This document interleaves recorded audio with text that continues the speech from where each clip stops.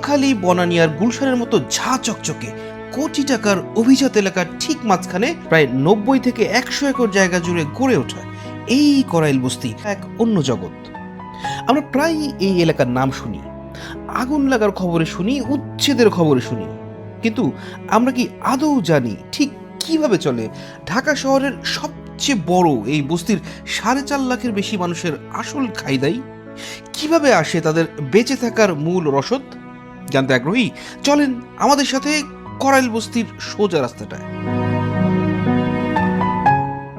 জুমার পরপরই খেতে বসবে মানুষ, তাই রাস্তার পাশে স্বল্প দামের ভাতের হোটেলগুলো রেডি হচ্ছে তাদের সুলভ মূল্যের পাঙ্গাস, তেলাপিয়া, গরু, মুরগি আর সবজির তরকারি নিয়ে। আশেপাশের ছেলেমেয়ের দল পরম তৃপ্তিতে খাচ্ছে পাইপের আইসক্রিম, খাজা, গজা। বয়ে চলা জীবনের মতোই সাধারণ এখানকার মানুষগুলো। তার মাঝেও হাঁটার সময় টের পাওয়া যাচ্ছে মানুষের তীব্র জিজ্ঞাসু দৃষ্টি। কারো চোখে একটু ঝাঁঝ, কারো চোখে স্পষ্ট বিরক্তি। হাঁটতে হাঁটতে সামনে এসে পড়লো একটা খাল। আহা, খালের কি ছিরি! মাঝের ব্রিজ মতন জায়গাটায় দাঁড়িয়ে দূরের উঁচু বিল্ডিংটার দিকে তাকালে বুকটা ছ্যাদ করে ওঠে।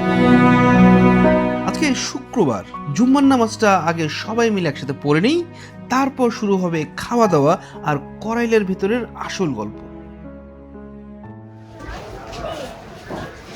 নামাজ শেষ হলো, তো দেখি মানুষজন কই যায় খায়। আমাদেরও তো কিছু একটা খাওয়ার ব্যবস্থা করতে হবে। ভাই, এখানে খাওয়ার দোকান সবচেয়ে নামকরা কোনটা? কি নাম? মিষ্টির দোকানের সামনে গেলে দেখবেন বিরাট দোকান। মিষ্টির দোকানের সামনে গেলেই দেখবো বিরাট দোকান। দেখা যাক। ভাই, এখানে সবচেয়ে নামকরা খাওয়ানোর দোকান কোনটা?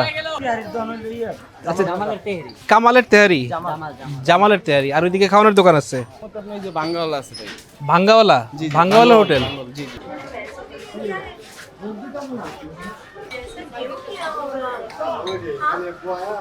কি চলে, সিনেমা ছেড়ে দিছেন? জুম্মার পরে এক সময় আমরা বিটিভিতে সিনেমা দেখতাম, এখন বিটিভি সিনেমা না দেখলেও ইন্টারনেটে কিছু একটা মুভি ছেড়ে দিছে।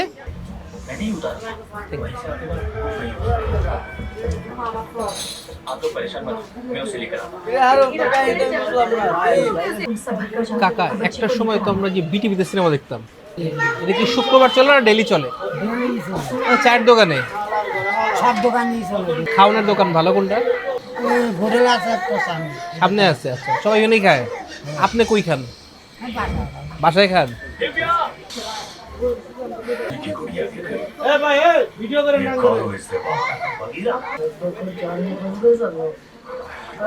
চা এমনি ফাইন, সিনেমা দেখতে দেখতে চা খাওয়ার আমেজ এটা অন্যরকম। আশেপাশে মানুষ এখানে এসে কই খাওয়া দাওয়া করে? হোটেলে খায়, ওই যে বেলতলা লেনে একটা আছে, হ্যাঁ, ওইখানে আর কি বর্তমানে ভাঙ্গাওয়ালার দোকান যেটা। আচ্ছা, সবাই এটার কথাই বলতেছে, এখানে সবাই খায়। ওইখানে সেল বেশি এখন বর্তমানে। রেস্টুরেন্টের নাম হচ্ছে ভাই ভাই হোটেল, আর মানুষের মুখের কথা এটা হচ্ছে ভাঙ্গা ওয়ালের হোটেল। ভাই ভাই হোটেল বা ভাঙ্গা ওয়ালের হোটেল, খায় দেখি কি অবস্থা।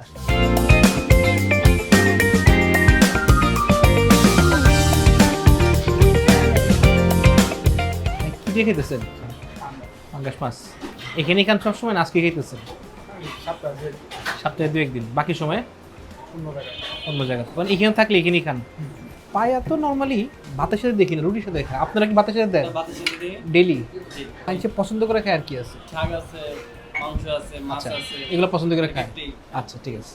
খাবার অর্ডার দিছি তিনটা বলতে এইটা হচ্ছে দ্য চিপেস্ট পাঙ্গাস মাছ 50 টাকা, এটা হচ্ছে আপনার 160 টাকা, আর এটা হচ্ছে দ্য আনকমন ওয়ান 120 টাকায়। এই দেখেন পায়া 50 টাকার পাঙ্গাস মাছ, সাথে দেখেন আলু, মাছ, আর বর্ষাকাল যেহেতু পটল। বোঝা যাইতেছে এই হোটেলের লবণের অভাব না, আর কিছু অভাব না থাকে। প্রচণ্ড ঝাল, প্রচণ্ড মশলাদার। রিক্সা চালান দাদা? আপনি বহুত জায়গায় যান, এখানে কেন খান? এখানে খাওয়া মজা না সস্তা না কোনটা? মজা পাওয়া যায়। মজা লাগে আপনার কাছে? এটা কোন খাওয়ানটা আপনার সবচেয়ে মজা লাগে? এই হচ্ছে পায়া 120 টাকার, সাথে অনেক ঝোল টোল আছে।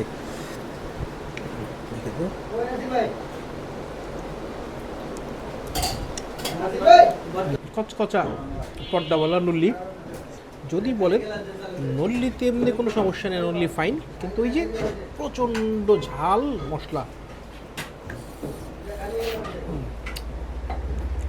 গরু গোশত খাওয়া যাক। হাড্ডি কি আছে নাকি সব? ওহো, হাড্ডি আছে, দেখেন হাড্ডি আছে, এবং হাড্ডি দেখে মনে হচ্ছে যে মেশিনে কাটার সমান পিস না, দেখে মনে হইল। এখানে চামচের কোনো বালাই নেই, সবাই হাত দিয়ে ঢেলে নিচ্ছে, আমরাও তাই নিলাম। গোশত, আচ্ছা এটা হচ্ছে কলিজা, এটা হচ্ছে হাড্ডি,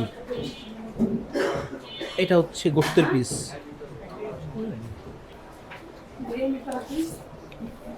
ঝোল দিয়ে মাখায় গোশত খাইলাম, যা বুঝলাম সব কিছুই আসলে একই টাইপের ঝোল রান্না করা, প্রচণ্ড ঝাল, প্রচণ্ড মশলাদার। এই খাবারটা এখানকার মানুষজনের কাছে জনপ্রিয়, সেটা একটা বিশেষ খাবার তাদের কাছে। তো এই খাবারটা আমরা আর রেটিংয়ের দিকে না যাই।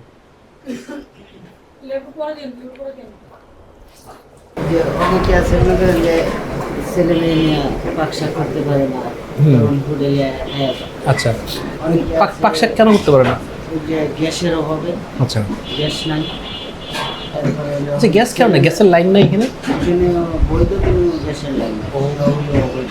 আচ্ছা আচ্ছা, আপনার রিক্সা আছে না এখানে নাকি না? আছে আমার রিক্সা, ওই যে গ্যারেজ আছে। আচ্ছা, রিক্সা নিয়ে এখন বেরোন নাকি না বেরোন নাই?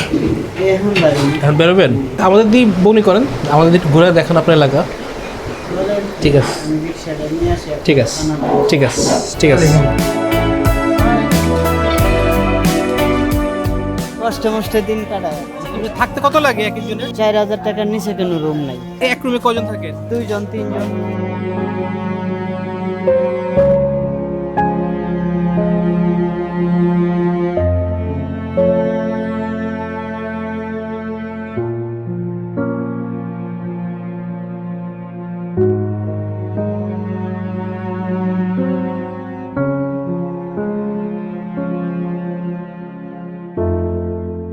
এর মধ্যেই রাত্রে ওরা 3 জন থাকেন নাকি? হ্যাঁ, ওইদিকে হলো 8টা রুম, আচ্ছা এইদিকে হলো 5টা রুম, 13টা।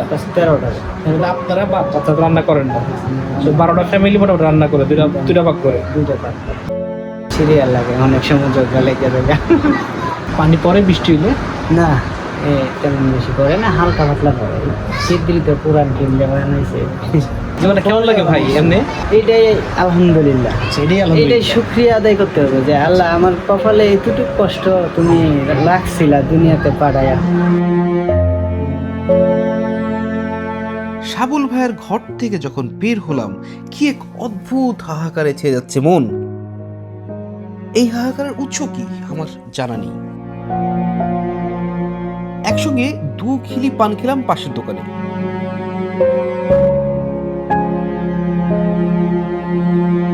তারপর সাবুল ভাইয়ের রিক্সায় চড়ে রওনা দিলাম ঢাকা শহরের সেই অংশটায় যেটা আমরা ভালো করে চিনি। পুরো ভোজবাজির মতো সিনারিও চেঞ্জ। এখানকার গাছগুলাও যেন নুয়ে নুয়ে সারসার করে, বিল্ডিংগুলোর আকাশ ছোঁয়ার স্পর্ধা, রাস্তাগুলো কার্পেটের মতো মসৃণ। দেখি ওই তো আমাদের মাত্র ফেলে আসা করাইল বস্তি। এত চেনা এই দৃশ্যটা, তারপরও আজকে নতুন করে দেখছি মনে হচ্ছে। এই যে আমরা যে শহরবাসীর চোখে করাইল বস্তি দেখতে, এটা তো সেই করাইল বস্তি, মানে এখান থেকে দেখতে তার পাশেই দেখতে, নদীর এই পারেই, লেকের এই পারেই, কি বৈপরীত্য। মানিক বন্দ্যোপাধ্যায় মনে এটার কথাই বলেছিলেন যে ঈশ্বর মনে হয় থাকেন ওই ভদ্রপল্লীতে, এখানে থাকেন না।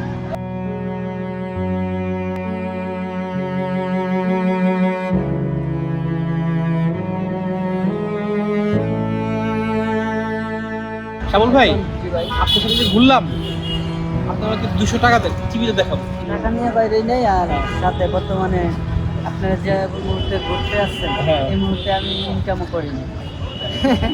এখন আমি প্রত্যেকে দিব। প্রত্যেকে দিবেন? ঠিক আছে, না ভাই, আরে লাগবে না, আপনারা আপনারা ঘুরছেন, এটাতে অনেক ভালো লাগছে। ঠিক আছে, আমাদের ভালো লাগছে। আমাদের টাকা পয়সাই সব কিছু না। আরে না, ঠিক আছে ভাই, থ্যাংক ইউ। ইনশাল্লাহ আপনার সাথে আবার দেখা হবে আর কি। আল্লাহ হাফেজ। হ্যাঁ ভাই।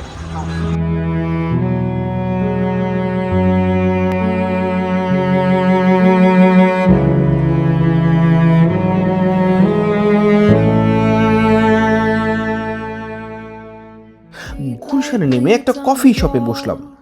মনের বিষণ্ণতা দূর করার এখানে কত রকম উপায়। এই দৃশ্য আর ওই দৃশ্য মেলে না, মেলানো যায় না। ভালো থাকুক, নিজেদের মতো করে সুখে থাকুক জগতের প্রতিটা মানুষ। Comfort like a silent, worn out sweater, watching the moon drift, waiting for a glimpse.